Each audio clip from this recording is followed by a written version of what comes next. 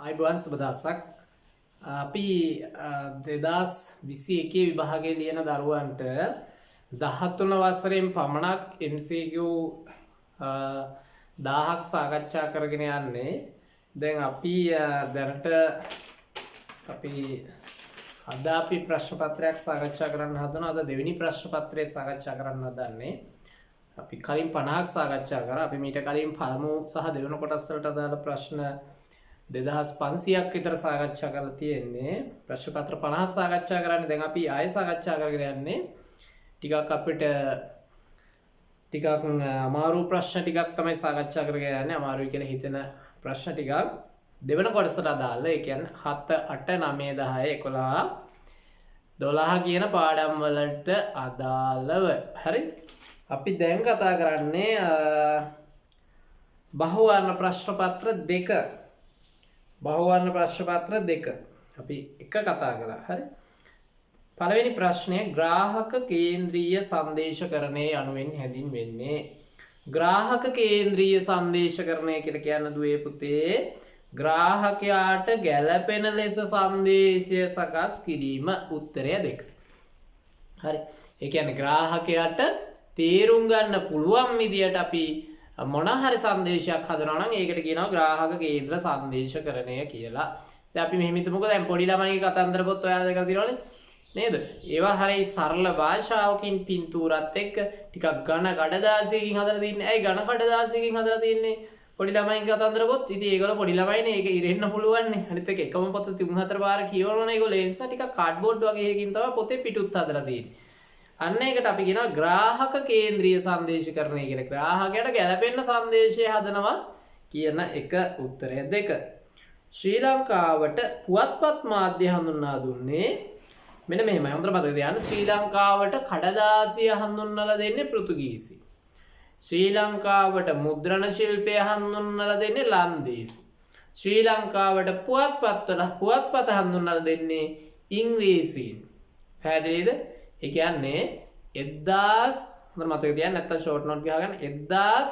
1830 තමයි කොලම්බෝ ජර්නල් කියන පත්‍රේ නිකුත් වෙන්නේ. 830 1830 කොලම්බෝ ජර්නල් පළවෙනි පත්‍රේනේ. ඒතර 1815 වෙන්නේ අපි යටත් වෙන්නේ ඉංග්‍රීසීන්ට. 1815 පස්සේනේ එහෙනම් 1830 තියෙන්නේ. ඒ කියන්නේ එහෙනම් ඉංග්‍රීසීන් තමයි පුවත්පත් හඳුන්වලා දෙන්නේ. උත්තරය 1. පැහැදිලි නේද? තුන්වෙනි ප්‍රශ්නය සම්වර්ධන ක්‍රියාවලියේදී දියුණු රටවල ආර්ථිකය මත නොදියුණු රටවල් ලැබීම කුමන නමකින් හැඳින්වේද? සම්වර්ධනයේ පාඩුවෙන් ප්‍රශ්නය අහලා තියෙන්නේ. දියුණු රටවල ආර්ථිකය මත නොදියුණු රටවල් යැපීමට කිව්වා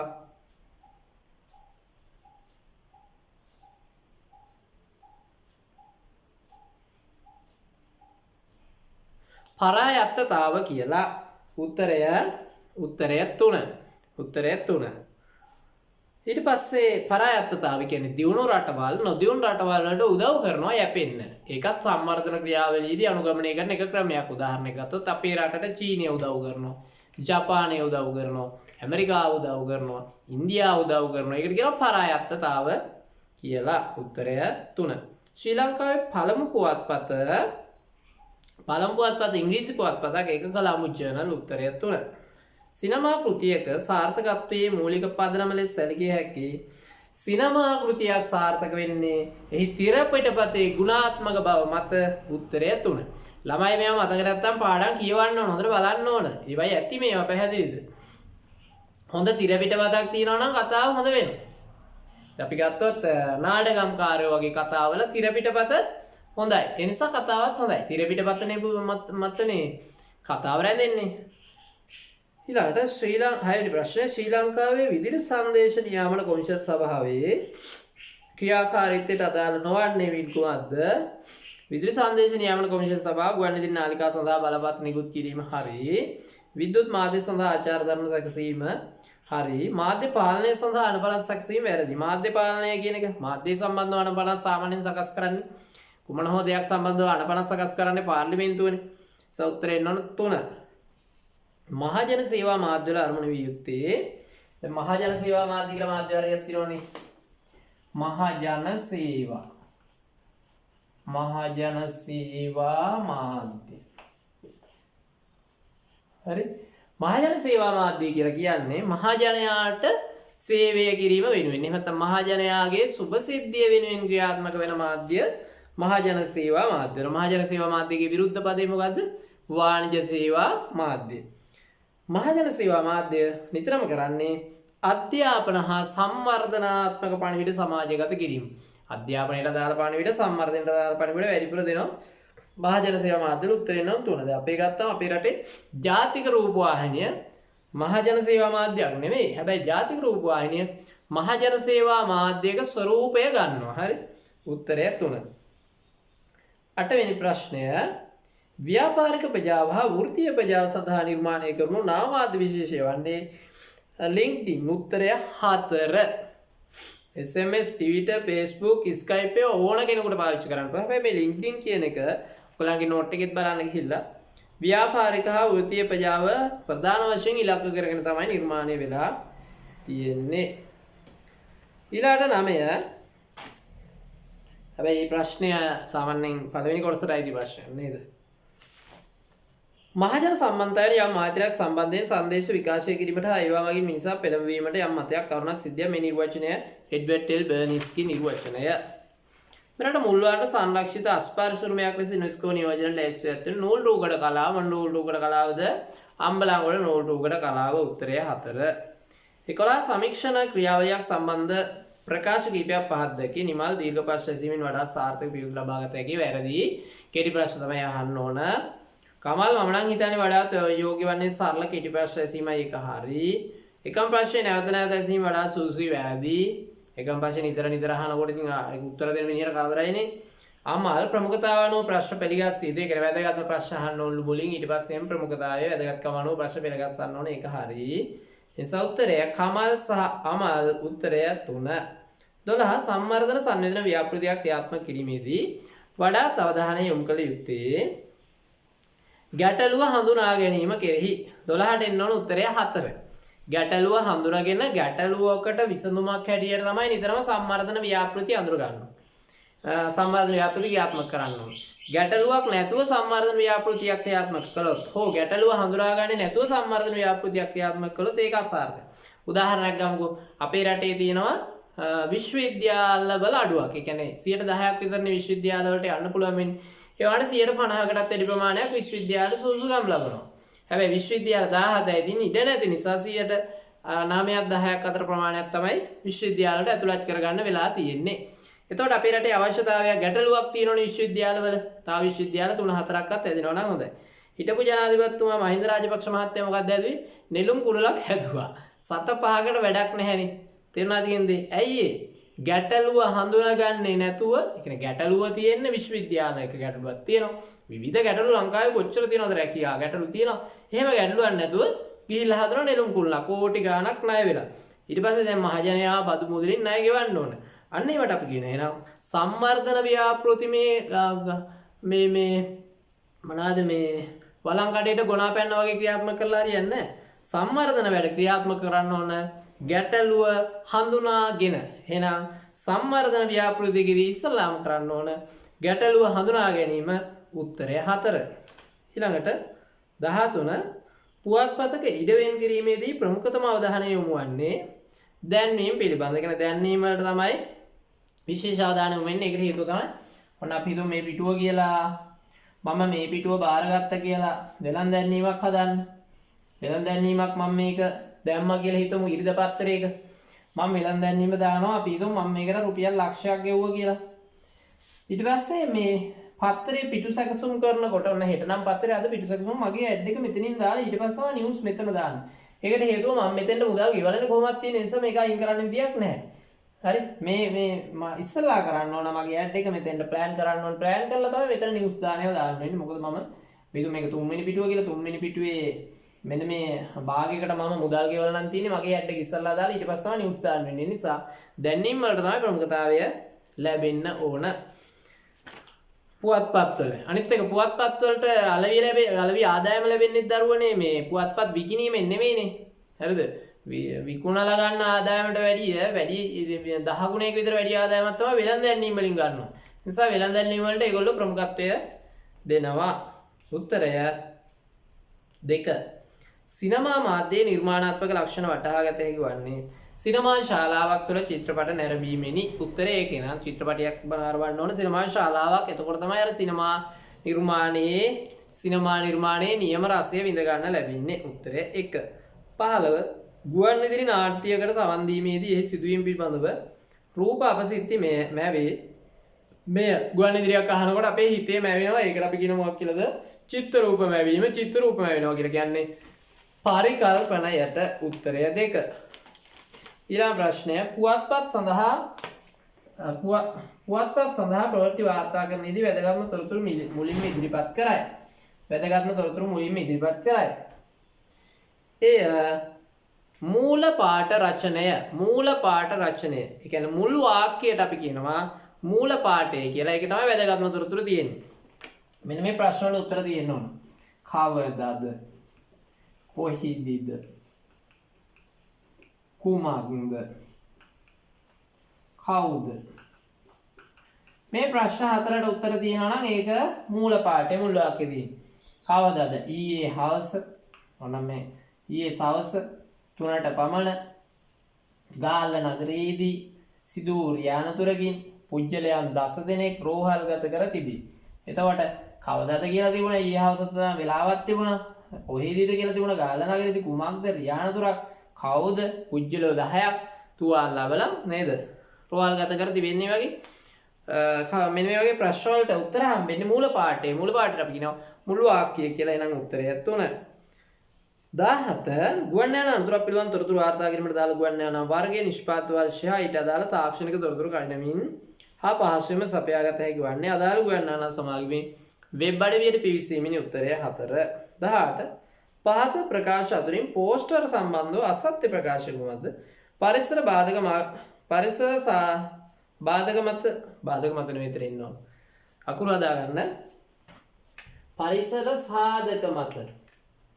පරිසර සාධක මත හානි සිදුවිය හැකිය.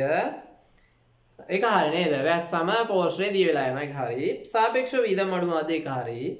පරිසර අලංකරණයට වැදගත් වෙන්න වැරදි නේද? පරිසරය අලංකාර කරනවට වැඩිය පරිසරය අලංකාරය නැති කරනෝනේ පෝස්ටර් වලින් තැන් තැන් වල ලැබුණ උත්තරය 3.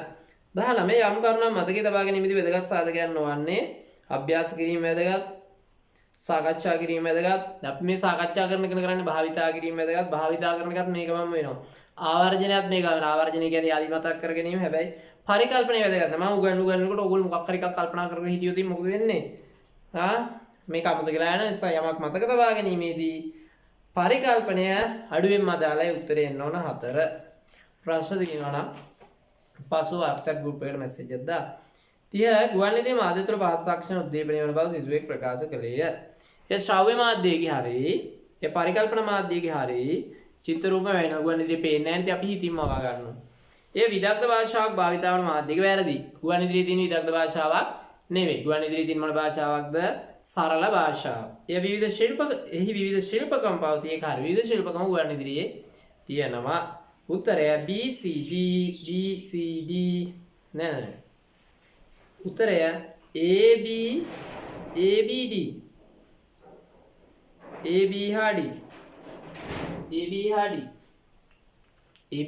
උත්තරය එන්න ඕන 5. 21 ගම්පෙල්ලි චිත්‍රපටයේ නන්දා සහ පියල් අතර විවාහය සිදු වන අවස්ථාව දැක්කෙන මෙම ඡායාරූපයෙන් වඩාත් නිරූපණය වන්නේ දැන් නන්දායි පියල් ඉදතර කැමරාව අපිට පේනවා සමීප රූපයක් පාවිච්චි කරලා තියෙනවා. හැබැයි කැමරාව මේ පහතට අරගෙන නේද? ලෝ ඇන්ගල් ෂොට් එකක්. කැමරාව පහතින් තියලා තමයි තියෙන්නේ. මොකද මේ ජිනදාස නන්දා විවාහ කර ගැනීමෙන් ජිනදාසගේ චරිතයට ප්‍රබලත්වයක් එක් කරන්න තමයි මෙතන උත්සාහ කරන්නේ. එතන නන්දා කියලා කියන්නේ ඒ කාලේ ඒතර කුල පදනමින් ඉහළ කුලයක කෙනෙක්. ඒ වගේම නන්දායි ප්‍රදේශයේ ඉඳපු ගෑනු ළමයින්ගේ ලස්සන ගෑනු ළමයෙක්. ඒ වගේම ඒ නිසා ඒ වගේම නන්දලයි පවුල් පරම්පරාව විශාල සමාජයේ පිළිගැනීමක් තිබිච්ච පරම්පරාවක්. ඒ නිසා ජිනදාසට පෞරුෂත්වයක් ඇති කිරීමට තමයි කැමරාව මේ විදිහට හසුරුවලා තියෙන. උත්තරය 3 කැමරා කෝණ භාවිතයේදී අපි ওই ටික කතා කරා. 22 සෑම පුරවැසියෙකුටම භාෂණයේ නිදහස ප්‍රකාශනය ඇතුළු අදහස් පළ කිරීමේ නිදහස හිමිකම ඇත්තේ. මෙම ප්‍රකාශය අඩංගු වන්නේ ශ්‍රී ලංකා ජන රජයේ ආණ්ඩුක්‍රම ව්‍යවස්ථාවේ. උත්තරය 3. ඒතර දැන් ආණ්ඩුක්‍රම ව්‍යවස්ථාවේ භාෂණය හා ප්‍රකාශන නිදහස සම්බන්ධව තියෙන වගන්තියනේ තියෙන්නේ. ඒ නිසා දැන් ඔයගලන්ට මම කලින් උච්චර දෙනවා මේවා චුට්ටක් බලාගෙන තියාගෙන ඉන්න MCQ අහන්න පුළුවන් කියලා. ඊළඟ ප්‍රශ්නය ගුවන්විදුලි ප්‍රවෘත්ති පිටපතක නොතිබිය යුතු ලක්ෂණය වන්නේ විස්තරාත්මක සංඛ්‍යා දත්ත ඇතුළත් කිරීම. උත්තරේ 1. ගුවන්විදුලියේ විස්තරාත්මක සංඛ්‍යා දත්ත ඇතුළත් කරන්නේ නැහැ. ඒකට හේතුව තමයි ගුවන්විදුලි එසන මාධ්‍යයක්. ඒ කියන්නේ ඇහෙනවා ටක් ගාලා ඒක මතක වෙලා යන නිසා ගොඩාක් සංඛ්‍යා දත්ත කිව්වොත් මොකද වෙන්නේ? මතක තියාගන්න බැරි වෙනවනේ. හරිද? අපි හිතමු මෙන්න මෙහෙම කියලා. මෙවර උසස් පෙළ විභාගයට සිසුන් 6,833 දෙනෙක් සහභාගී වීමට නියමිත අතර ඉන් 2,832 දෙනෙක් පෞද්ගලික අපේක්ෂකයින්. ඒ අතර 3,03,621ක් පාසල් අපේක්ෂකයන් වෙන අතර විභාග මධ්‍යස්ථාන 16,973කදී මෙම විභාගය පැවැත්තේ. ඒ සඳහා විභාග පරීක්ෂකවරුන් 27,973 දෙනෙක් යොදවා ගන්න අතර ශාලාධිපතිවරුන් 3,201ක් යොදවා ගනී. දැන් මතක මොකක්ද? ශාලාධිපතිවරුන් 3,000යි කියලා නම් යන්තම් මතකයි. අනිත් අය ගැන අපිට මතක නැහැනේ. අනිත් සංඛ්‍යා දත්ත මතක නැහැනේ. ඒකට හේතුව තමයි ඇහුණාට පස්සේ ඒක පත්‍රේ නම් ඕනනම් ඔක ලියන්න පුළුවන්. ලිඛිත මාධ්‍යවල පුළුවන්. දෙතුන් පාරක් කියවල බලන්න පුළුවන්. ගුවන්විදුලි එහෙම දෙතුන් පාරක් අහන්න බෑ. ඒ නිසා ගුවන්විදුලි සංඛ්‍යා දත්ත හැකිතාක් අඩුවෙන් ඉදිරිපත් කරන්න ඕන. උත්තරය 1. 24 ප්‍රශ්නය පහත වගුවේ දැක්වෙන කැමරා රූපරාමු හා දර්ශන කීපයකි. පහත වගුවේ දැක්වෙනවා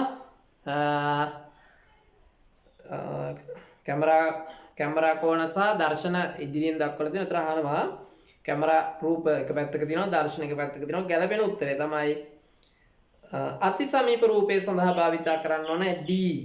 දරුවෙක්ගේ කඳුළු පිරුණු දැසක්. ඒක මැච් කරන්නයි තියෙන්නේ. මේ මුලින් තියෙන එකට ගැළපෙන එක. සමීප රූපය සඳහා භාවිතා කරන්නේ E.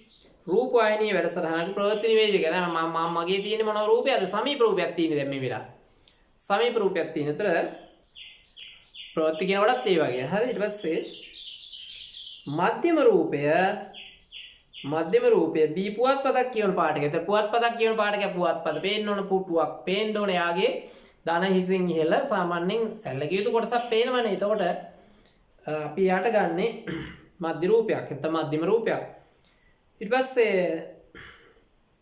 රූපවාහිනී වැඩසටහන ඊට පස්සේ දුර රූපය සඳහා ගැලපෙන්නේ නිවසක් ඉදිරිපිට ඇති වාහනයක්. වාහනේ පේන්නත් ඕන, නිවස පේන්නත් ඕන. අපිට මල් ගහයි පොල් ගහයි පොඩ්ඩක් තියෙනවා නම් ඒකක් පේන්න ඕනේ නේද?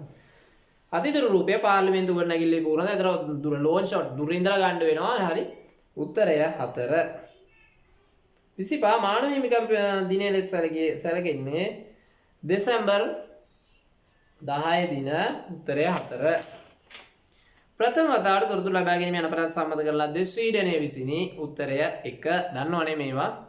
මෙරට තොරතුරු සමහර පාඩම් ඔයගොල්ලන්ට කරලා නැතුව ඇති. ඒ නිසා බය නැතුව ඉන්න. පාඩම් ටික කෙරෙනවා. සමහර දැන් ඔය 2001 2ක් කියලා නෑ අපිට කරලා නැතුව තියෙන්නේ මාධ්‍ය ප්‍රවණතා පාඩම විතරයි. නැත්නම් ඒක කරානේ.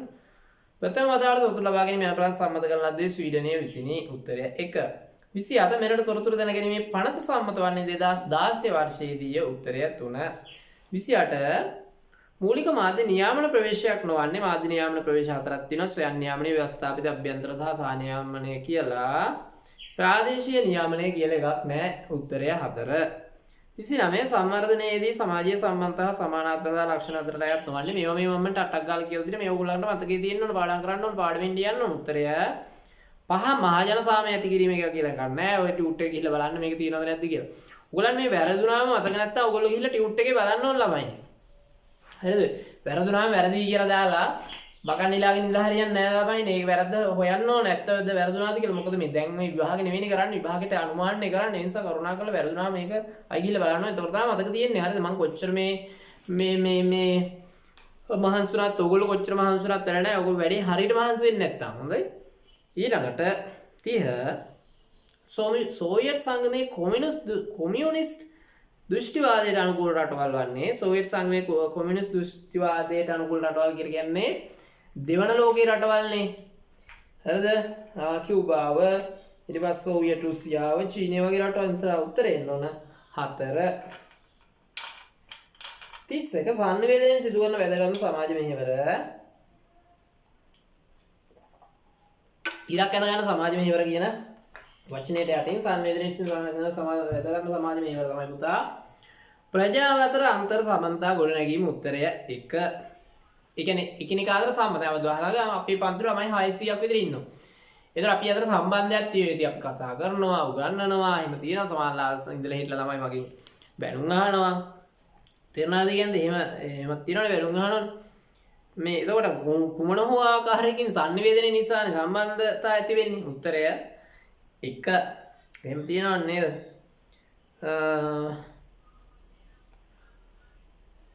ඊළඟට එහෙම තමයි ඉතින් දැන් 32 ජනමාධ්‍ය තොරතුරු වල දැකිය හැකි වඩාත් කැපී පෙනෙන ගුණාංගය වන්නේ ජනමාධ්‍ය තොරතුරු දින වැඩිම කැපී පෙනෙන ගුණාංගය තමයි පුතා දෛනිකත්වයේ ජනමාධ්‍ය වල දෛනික තොරතුරු තියෙන අපි 12ට නිවුස් තියෙනවා කියලා උදේ වරුවේ වෙච්ච ටික තමයි වෙන්න. ඉතින් රෑ 6ට තියෙනවනේ 4 තියෙනවනේ නිවුස්. අද දවසේ වෙච්ච තොරතුරු වල තමයි මූලිකත්වය දෙන. අද දවසේ කොරෝනා රෝගීන් මෙච්චර වාර්තා වෙලා තියෙනවා. හරි අද දවසේ කොරෝනා අසාධ්‍යයෙන් මෙච්චර වාර්තා වෙලා තියෙනවා. ආණ්ඩුව කියනවනේ 118ක් වාර්තා වෙලා තියෙනවා. 118ක් වාර්තා වෙලා තියෙනවා කියන්නේ අපිට හිතා ගන්න පුළුවන් එහෙනම් කීයක් ඇත්තටම මැරලාද කියලා නේද? මේ දෛනික තොරතුරු වලටනේ ප්‍රමුඛතාවය දෙන්නේ. ඊට පස්සේ දින දෛනික වශයෙන් අපි හිතමු ජපානයෙන් හරි කොහෙන් හරි එන්නත් ලක්ෂ 5ක් ගෙනාවනවා. ඔන්නේ අද උදේ ඉඳන් ගෙනාව ඒක අද නිවුස් වලට ගියා. දිනපතා තොරතුරු ගැන තමයි මාධ්‍ය නිතරම අවධානයෙන් ඉන්නේ. උත්තරය 1. 30 වන වර්තමානයේ ජනමාධ්‍ය ශේෂ්ත්‍රය තුළ ප්‍රවෘත්ති වාර්තාකරණයේ විෂමතා වේවින් දක්නට ලැබේ. යන ප්‍රවෘත්තියක නිර්වද්‍යතාව රැඳී පවතින්නේ. උත්තරය 4. ප්‍රවෘත්ති වාර්තාකරුවා තෝරා ගන්නා මූලාශ්‍ර පදනම් කරගෙනය. ඒ කියන්නේ දැන් නිර්වද්‍යතාව වාර්තාකරුවා නිදරුවනේ යන්නේ නිවුස් එක ගාවට අපි තුන් රියානතුරක් වෙලා කියලා. රියානතුර ළඟට යන්නේ වාර්තාකරුවා නේ. වාර්තාකරුවා තමයි ඇත්ත தත්ත්වය දන්නේ. නිසා වාර්තාකරුවා මූලාශ්‍ර කියලා කියන්නේ එතනින් අහන මිනිස්සු. අපි වාර්තාකරුවා රියානතුරක් වෙලා දිනවා නම් රියදුරාගෙන් අහන්න පුළුවන්. ඊට පස්සේ පොලිසියෙන් අහන්න පුළුවන්. රෝහල්ට ගෙනිච්ච රෝගීන්ගෙන් අහන්න පුළුවන්. සමහරවල් රෝගියෙක් උත්තර දෙන්න පුළුවන් රෝගියෙක් කියනවා එයාගෙන් අහන්න පුළුවන්. වෛද්‍ය අධ්‍යක්ෂකවරයෙක්ගෙන් අහන්න පුළුවන්. මොකද ඉතින් ඔය කට්ටියම අදහස් දක්වනකොට මැරිච්ච අයගෙන් අහන්න පුළුවන්. ඒ කට්ටියම අදහස් දක්වනකොට තමයි වාර්තාකරුවාට සත්‍යම තොරතුරු අදහස දැනගන්න පුළුවන්. මෙන්න ඒ ඇසුරින් එයා ලියන්නේ. වාර්තාකරුවා එතන ඉඳන් ඒක බලන් හිටියේ නෑනේ. මූලාශ්‍ර කියන්නේ තොරතුරු දැනගන්න පුළුවන් පාර්ශ්වයන්. එතකොට වාර්තාකරුවා තෝරගන්න මූලාශ්‍ර මත තමයි සත්‍ය අසත්‍යතාවය තේරුම් ගන්න පුළුවන්. වාර්තාකරුවා එතන ඉන්න කාගේ හරි දැක්කේ නැති උන්ගෙන් අහුවොත් වැරදි තොරතුරක් තමයි යන්නේ. අදාළම අයගෙන් අහන්න ඕන. රියදුරාගෙන්, තුවාල ලැබුවා අයගෙන්, පොලිසිය අදාළ පරීක්ෂණ කරන රථ වාහනයේ අංශයේ නිලධාරීන්ගෙන්. මේ විදිහට උත්තරය 4.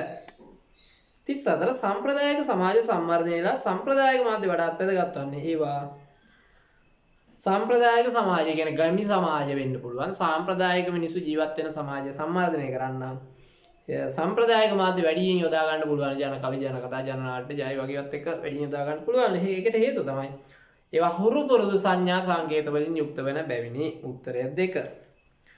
ජනශ්‍රුති අංගෝපාංග අතර ජන කවිය පිළිබඳ ඉදිරිපත් කර ඇති පහත් සඳහන් ප්‍රකාශ තුළින් සාවද්‍ය වන්නේ නිශ්චිත කර්තෘත්වයක් සහිත අලු ජන කවිය නම්. උත්තරය 35ට 2.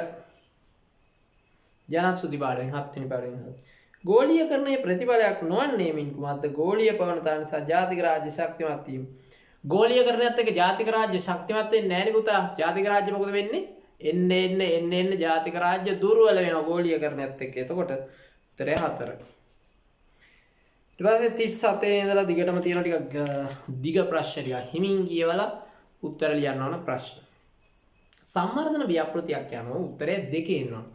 නිශ්චිත කාල සීමාවක් තුළ අපේක්ෂිත සම්වර්ධන ප්‍රතිඵල සාධනය සඳහා වූ වැඩපිළිවෙලක. උත්තරය 2. ඒ කියන්නේ යම් කිසි කාලයක් තුළ අපේක්ෂිත අපේ පන්තිය සම්වර්ධන වැඩපිළිවෙලක් අපි අවුරුදු 2ක් ඇතුළත පාඩම් 12ක් ආවරණය කරලා හරිද ප්‍රශ්න පත්‍ර සාකච්ඡා කරලා ප්‍රශ්න පත්‍ර ලියලා විභාගයට ඒ සාමාර්ථයක් ගැනීමේ අපේක්ෂාවෙන් තමයි මේ සම්වර්ධන වැඩපිළිවෙල කරන්නේ. ඒකට අපි කියනවා සම්වර්ධන ව්‍යාපෘතියක් කියලා. උත්තරය 2. හරිද? සම්වර්ධන ව්‍යාපෘති භෞතිකම වෙන්න ඕනේ නැහැ. භෞතික නොවන සම්වර්ධන ව්‍යාපෘතිත් තියෙනවා. 34 ලෝකයේ සෑම රටක්ම මෑත කාලීන අත්දැකීම් පදනම් කරගෙන ස්වභාවික උපද්‍රව පිළිබඳව විශේෂ අවධානය යොමු කොට ඇත. එහිදී අත්‍යවශ්‍ය පියවරක් වන්නේ ස්වභාවික උපද්‍රව සම්බන්ධයෙන් අත්‍යවශ්‍ය පියවර තමයි. උත්තරය 3. ආපදා සංනිවේදනය හා කළමනාකරණ පද්ධතියක් ස්ථාපිත කිරීම. ආපදාවක් ආවට පස්සේ ආපදාවක් එනකොට මේක සංනිවේදනය වෙන්න ඕන. ඊට පස්සේ ඒ ආපදාව මැනේජ් කර කළමනාකරණය කර ඒක තමයි හොඳම දේ. දැන් සුනාමිය ආවට පස්සේ අපි එහෙම කරානේ සුනාමිය අනතුරු සංඥා පද්ධතිය හැදුවා සුනාමියක් එනකොට එනවා නම් ඒක ඊට පස්සේ සුනාමියක් ආවොත් කොහොමද ක්‍රියා කරන්න කියන එක ගැන මිනිස්සු දැනුවත් කරා ඊට පස්සේ නූදේ ඉඳලා මීටර් 100ක සීමාවේ ස්ථිර වාසස්ථාන හදන එක නතර කරා පැහැදිලිද මේ වගේ අර වැඩ පිළිවෙල ටිකක් ගත්තා ඒ අතරේ අර ඒවා මැනේජ් කරා ඒවා සුනාමියක් ආවොත් මොකද කරන්න ඕන ඒක ශාන්තියෙන් ආවට පස්සේ ආයෙ වැයෙන් කොච්චර සල්ලි වෙන් කරත් වැඩක් නැහැ වැදගත් වෙන්නේ ඒක හොඳින් sannivedanaya වුණාට පස්සේ මිනිස්සුන්ට පුළුවන් ඒකෙන් මග හැරෙන්න sannivedanaya නොවුනොත් නේ ප්‍රශ්නෙත් වෙන්නේ උත්තරය 3 ප්‍රකාශනයේ නිදහස යන උත්තරය 7 අභිමත ඕනෑම සංදේශයක් වගකීම නැමැති සංකල්පය පදනම් කරගෙන ග්‍රාහක අද කිරීමේ ඇති නිදහස මට ඕන දෙයක් කියන්න පුළුවන්ද මට ඕන දෙයක් කියන්න පුළුවන් වගකීමෙන් කියන්නේ කාටවත් හානි නොවෙන්න තමයි කියන්න ඕන ඒකට කියනවා වගකීමෙන් sannivedanaya කිරීම කියලා හරිද ඒක තමයි ප්‍රකාශනයේ නිදහස කියන්නේ ප්‍රකාශනයේ නිදහස කියන්නේ ඕන දෙයක් ලියන්න පුළුවන් කියන එක නෙමෙයි ඕන දෙයක් කතා කරන්න පුළුවන් කියන එක නෙමෙයි ඕන දෙයක් වගකීමෙන් කතා කරන්න පුළුවන් කියන එකට ප්‍රකාශනයේ නිදහස කියලා කියනවා උත්තරය 4 30 ඔබ සමාජිකත්වයේ දරන සුබ සාධක සමිතියේ දේශීය සම්වර්ධන ව්‍යාපෘතියට අදාළ පරිශ්‍රණයක් සඳහා ආරම්භ ලැබුණේ උපකල්පනය කරන්න. ඒදී ඔබ විසින් මූලික අවධානය යොමු කළ යුත්තේ ඔයා සමාජිකත්වයේ දරන කිසියම් සමිතියක ඒ සමිතියේ කිසියම් ව්‍යාපෘතියක් කරන්න ආරාධනයක් ආවලු ඔයා ඉස්සල්ලාම කරන්න ඕන පුතා පරිශ්‍රණ යෝජනාවලිය පිළිබඳ සැලකිලිමත් වෙන්න ඕනේ. කියන්නේ මොකද්ද මේ යෝජනාවලිය කියන එක? ඉස්සල්ලා බලන්න ඕන. අනිත් මොන දේ කරන්නත් කලින් බලන්න එපා යෝජනාවලිය. අපි හිතමු දැන් යෝජනාවේදී අපේ සමීක්ෂණයක් සඳහා පරීක්ෂණයක් සඳහා ආරම්භ ලැබුණේ කියලා. ඉතින් කරන්න පුළුවන් එකක්ද බැරි එකක්ද කියලා අපි දන්නේ නැහැනේ. ඉතින් යෝජනාවලිය බලන්න එපා. හරිද? අපි හිතමු ඔන්න දැන් පරීක්ෂණ වලින් ලැබෙන මූල්‍යමය වාසිය පිළිබඳ හිතනවා. එහෙම හිතලා වැඩක් නැහැ. යෝජනාවලිය මොකක්ද දැන් අපි හිතමු මෙහෙම කියලා යෝජනාව පස්සේ වාසිය ගැන බලලා අස්සම් කරලා ඔක්කොම බලලා අන්තිමට බලන යෝජනාවලිය. යෝජනාවලිය තියෙන්නේ ශ්‍රී ලංකාවේ ගණිකාවන් හා ඔවුන්ගේ හැසිරීම පිළිබඳව කරන සමීක්ෂණයක්. කුටා දැන් ඒක කරන්න පුළුවන්. බෑනේ කරන්න අමාරුයිනේ කරන්න.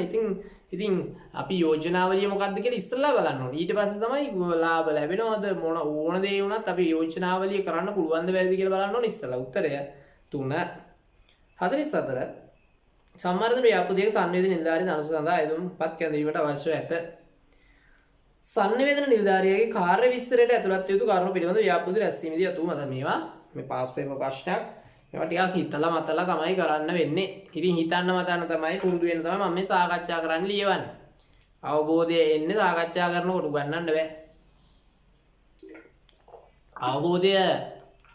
අවබෝධය උගන්නන්න බෑනේ. උගන්නලා දෙන්න පුළුවන් දැනුම අවබෝධය දෙන්න පුළුවන් සාකච්ඡාවෙන් මාධ්‍ය පණිවිඩ අන්තර්ගතය සකස් මාධ්‍ය නිලධාරියාගේ එක කාර්යයක් තමයි මාධ්‍ය පණිවිඩ අන්තර්ගත සකස් කිරීම මාධ්‍ය පණිවිඩ අන්තර්ගත සකස් කරනවා කියනවා දැන්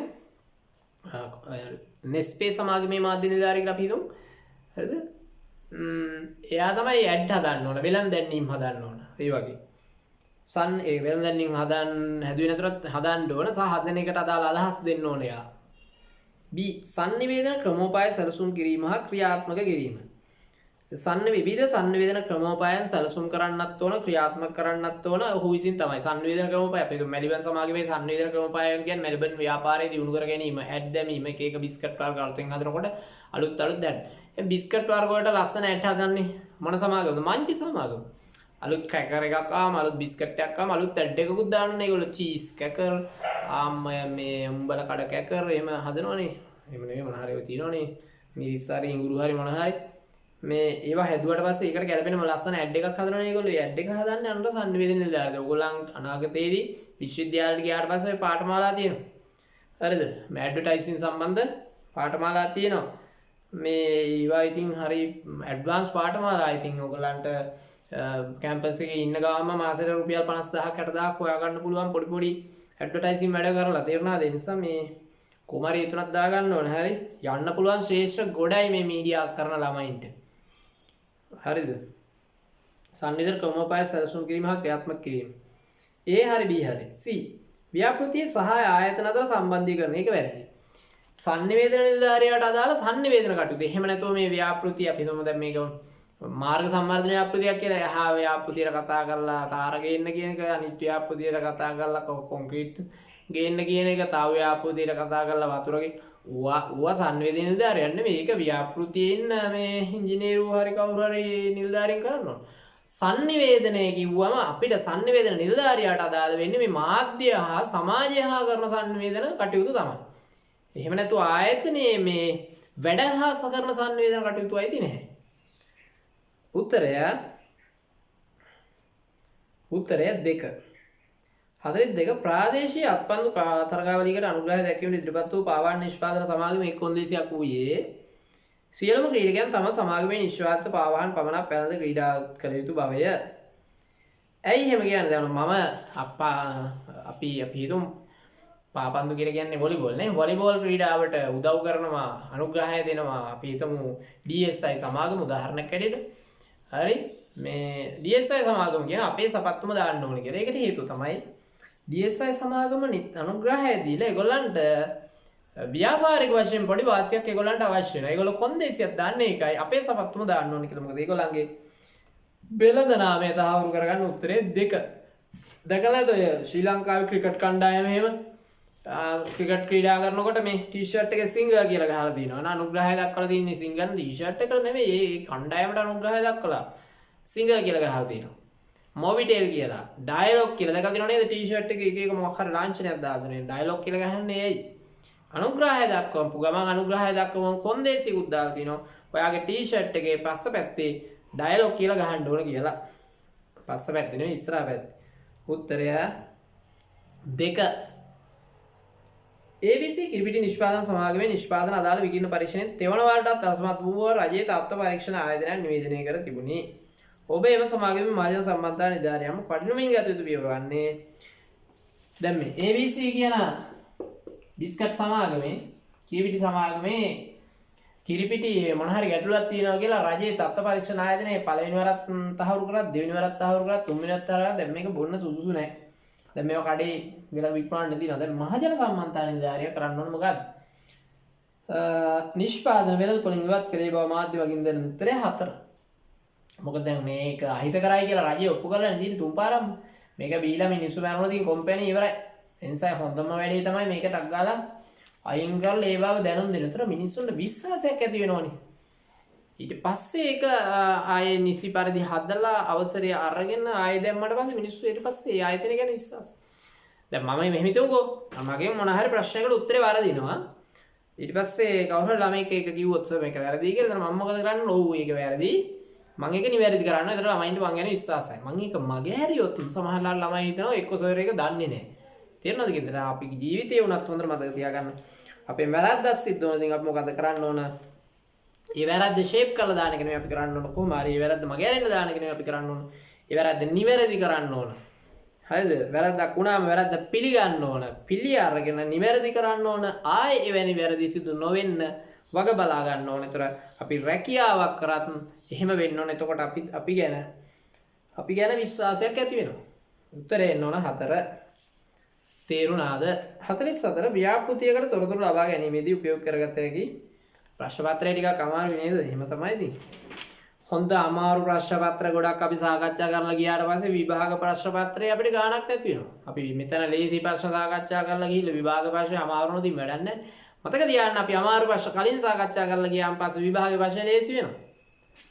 උත්තර 44 ව්‍යාපෘතියකට තොරතුරු ලබා ගැනීම උපයෝග කරගත හැකි ක්‍රම අතරට අයත් නොවන්නේ ප්‍රශ්නාවලියකින් තොරතුරු ගන්න පුළුවන්, සම්මුඛ සාකච්ඡාවකින් තොරතුරු ගන්න පුළුවන්, නිරීක්ෂණයකින් තොරතුරු ගන්න පුළුවන්, සහභාගී නිරීක්ෂණයකින් තොරතුරු ගන්න පුළුවන්.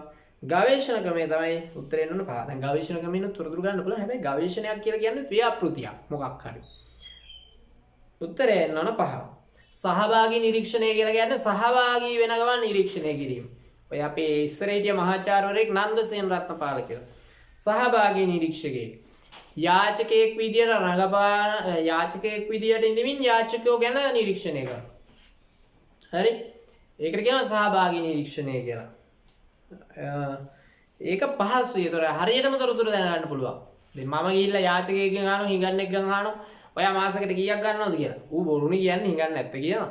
මාතරලා 50,000 ගන්නවා නම් මිනිහා කියන්නේ අනේ මහත්තයෝ රුපියල් 50ක් අත් හම්බ කරගන්න බොහොම අමාරුවෙන් කියලා යාචකයා කියන්නේ. යාචකයෙක් විදියට කාලයක් හිඟා කනකොට අපිට සිඟවන්නේ හදිනකොට අපිට ඇත්තටම අපිට කීයක් එනවද කියලා හොයාගන්න පුළුවන්. ඒක සහභාගී නිරීක්ෂණය කියන්නේ රන්සේන රත්නපාලයන් මහාචාර්යවරුන් ඒ යාචකයෙක් විදියට කාලයක් ඉඳමින් තමයි මේ සමීක්ෂණය කරේ. නන්සේන රත්නපාලයන් තවත් සහභාගී නිරීක්ෂණයක් කරා ශ්‍රී ලංකාවේ ගණිකාවෝ කියලා. හරිද? ඒකත් සහභාගී නිරීක්ෂණයක්. හරි. කොහොම කරත් දන්නේ නේද? 45 පොතකුත් තියෙනවා ශ්‍රී ලංකාවේ ගණිකාවෝ කියලා. ඔයගොල්ලෝ ලයිබ්‍රරි එකේ ඔයගොල්ලන් ඉස්කෝලේ පොතේ ඉස්කෝලේ ලයිබ්‍රරි ඇති. කැම්පස් එකේදී අපි සමාජ විද්‍යාව වගේ විෂයන් කරාට පස්සේ ඔය ගැන පුළුල් ලෙස කතා කරන්න පුළුවන්. කොහොම හරි ඉතින් කැම්පස් එකට යන්න. 45 මහජන සම්මන්තාව නව සංවේදන විධික්‍රම භාවිතා කරා. එදී වඩාත් අවධානය යොමු යුත්තේ නව සංවේදන විධික්‍රම කියන නව මාධ්‍ය විධික්‍රම, Facebook වෙබ්සයිට්, බ්ලොග්ස්, විද්‍යුත් තැපෑල් උත්තරය 3. 46 නිර්මාණකරුවෙකුට වස්තු විශ්ය උකහා ගන්නා මූලික ක්‍රමවේද ත්‍රිත්වය වන්නේ නිර්මාණකරුවෙක් තමන්ගේ වස්තු විශ්ය උකහා ගන්නේ තමාගේ අත්දැකීම්. මම මේක කරලා තියෙන්නේ මොන පාඩමේද? 7 වෙනි පාඩමේ. පුතේ සද්ද වැඩිද? හරි. තමාගේ අත්දැකීම්, අන්‍යයන්ගේ අත්දැකීම් සහ මාධ්‍ය ආශ්‍රිත අත්දැකීම්. තමන්ගේ අත්දැකීම්, අන්‍යයන්ගේ අත්දැකීම් සහ මාධ්‍ය ආශ්‍රිත අත්දැකීම් උත්තරේ එන්න ඕන 2. 47 අපරටේ උත්තරේ 2. ඒ කියන්නේ නිර්මාණ බිහි කරනකොට තමන්ගේ අත්දැකීම් වලින් නිර්මාණ බිහි කරන්න පුළුවන්. එහෙම නැත්නම් තමන්ට අත්දැකීමක් නැතුණත් වෙනත් අයගේ අත්දැකීම්. දැන් උදාහරණයක් ඇරෙද්දී ඔය ප්‍රේමයේ සම්බන්ධව, විවාහයේ සම්බන්ධව කොච්චර ගීත ලියලා තියෙන සමහර ගීත රචකයෝ විවාහ වෙලා නැහැ. එතකොට එයා විවාහ වෙලා නැතුණාට එයාගේ යාළුවෝ විවාහ වෙලා ඉන්නවා. එයාගේ නෑදෑයෝ විවාහ වෙලා ඉන්නවා. ඒගොල්ලන්ගේ අත්දැකීම් ඇසුරෙන් ගීත නිර්මාණය කරනවා, නවකතා නිර්මාණය කරනවා. ඒ වගේ. මාධ්‍ය ආශ්‍රිත අත්දැකීම් කියලා කියන්නේ එහෙනම් වෙනත් මාධ්‍ය අපි තුන් දැන් ඔන්න මනමේ නාට්‍ය ගත්තා. මනමේ නාට්‍ය ධනොද්දර ජාතකයේ ඇසුරින් තමයි නිර්මාණය කරලා තියෙන්නේ. අන්න ඒ වගේ වෙනත් මාධ්‍යයක තියෙන අත්දැකීමක් ඇසුරින් තමන්ගේ නිර්මාණය කරන්නත් පුළුවන්. උත්තරය 2. 47 අපරටේ මෑතකදී ඇති වූ අසංගත රෝග අවස්ථාවේදී ජනතාව වෙත සහනාධාර එක් රැස් කර බෙදා ගැනීමට ජනමාධ්‍ය ආයතන විසින් කටයුතු කරන ලදී. ආයතනික දෘෂ්ටි කෝණයෙන් බලන විට මේ මහජන සම්බන්ධතා ස්වරූපයේ උත්තරේ 4. මෙරට මාධ්‍ය ආයතනික ප්‍රවණතාවකගේ සදාල් නොවන්නේ 48 මාධ්‍ය ආයතනික ප්‍රවණතාව මේක තාම කරේ නෑ නේද? මාධ්‍ය ආයතන බිහිවීම ක්‍රමානුකූලව දුර්වල වීමද වැරදි උත්තරේ නිහන්නේ. මාධ්‍ය ආයතන එන්න අඩු වෙන්නේ නෑනේ, දුර්වල වෙන්නේ නෑනේ, වැඩි වෙනවනේ. නිසා දුර්වල වෙනවා කියන එක වැරදි උත්තරය 1. 49 ජන සමාජවල ප්‍රාථමික අවශ්‍යතා සපුරාලවන සඳහා බිහි වූ ජනකතා, ජනකවි, ජන ක්‍රීඩා, ජනහැදිරි, ජන විශ්වාස, ජනප්‍රවාද, පුරාණෝක්ති යනාදී අධ්‍යයනය කිරීම සඳහා වෙන් වූ ජනශ්‍රුති නමින් හැඳින්වේ. මෙම නිර්වචනය සංවේදන ශබ්දාකරය පොතේ තමයි තියෙන්නේ. කිව්වේ සුනන්ද මහේන්ද්‍ර. 50 ගෝලීයකරණය පෙරණූ විරු ලෙස කාලය හා අවකාශය සම්පීඩනය කිරීමකි. ඒ සක්‍රිය බැඳී සිටින්නේ සමාජ, දේශපාලන, ආර්ථික, සංස්කෘතික සම්බන්ධතා මතය බොහෝ සංවේදන පරතර සීමා වී ඇත. මෙම නිර්වචන ඉදිරිපත් කරන ලද්දේ මහාචාර්ය ආර්යරත්න ඇතුගලයන් ඉදිරිපත් කරන ලද නිර්වචනය තමයි මේ තියෙන්නේ. මේක ගෝලීයකරණයේ සටහනේ ඔයගොල්ලෝ බලන්න. ගෝලීයකරණයේ නිර්වචන සම්බන්ධව මූලිකාංග 2 පොතේ තියෙන මූලිකාංග 2 පොතෙන් ඔයගොල්ලන්ට මේක බලන්න පුළුවන්. එහෙම නැත්නම් 11 වෙනි පාඩමෙත් තියෙනවා. හොඳයි, එහෙමනම් අපි ප්‍රශ්න 50 සාකච්ඡා කරලා ඉවරයි. නැවතත් අපි 2 වෙනි 3 වෙනි ප්‍රශ්න පත්‍රයෙන් මුණ ගැසෙමු. ආයිබෝවන්.